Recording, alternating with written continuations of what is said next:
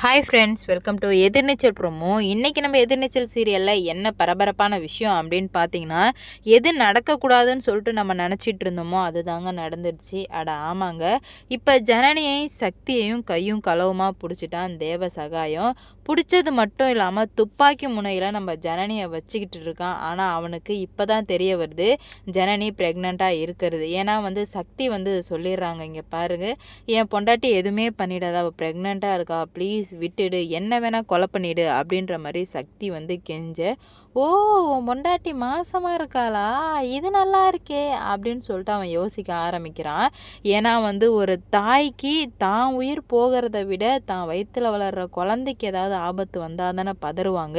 அவன் அந்த சென்டிமெண்ட்டை யூஸ் பண்ணி, ஏன்னா ஜனனி ரொம்பவே போல்டான கேர்ள் அப்படின்ற மாதிரி நல்லாவே தெரியும், நம்ம எல்லாருக்கும் தெரியும், தேவ சகாயத்துக்கும் தெரியும். அப்படி இருக்கும்போது தான் இப்போ வயிற்றில் உள்ள குழந்தைய கொல்றதுக்காக மருந்து வாங்கிட்டு வர சொல்லியிருக்கான். உடனே ஜனனி கெஞ்சுறாங்க, ப்ளீஸ் என் குழந்தைய எதுவும் பண்ணிடாத, இதை நாங்கள் ரொம்ப ரொம்ப ஆசைப்பட்டு வரப்போகிற குழந்தை எதுவும் பண்ணிடாத அப்படின்ற மாதிரி கெஞ்ச, அது தாண்டி எனக்கு வேணும், நீ என்ன கொலை பண்ண ஐடியா போட்டல, இப்போ பாருடி உனக்கு வைக்கிற ஆப்பு, உன்னால் முடிஞ்சா உன் குழந்தைய காப்பாற்றிப்பாரு அப்படின்ற மாதிரி சொல்லவுமே உடனே சக்தியும் ஜனனியும் கெஞ்ச ஆரம்பிக்கிறாங்க.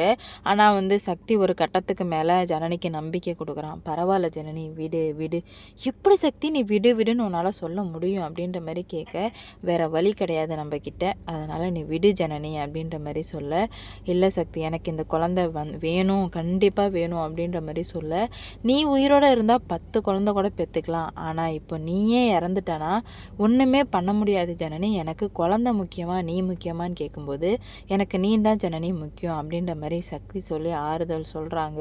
ஆனால் ஜனனியால் தாங்கவே முடியல இந்த வலியை. இவ்வளோ நாளாக ஒரு ஸ்ட்ராங்கான பெண்மணியை சில ஆண்களுக்கு பெண்களை எங்கே பலவீனப்படுத்தினா அவங்களுக்கு வலிக்குன்னு தெரிஞ்சு இதே மாதிரி யூஸ் பண்ணுறாங்க.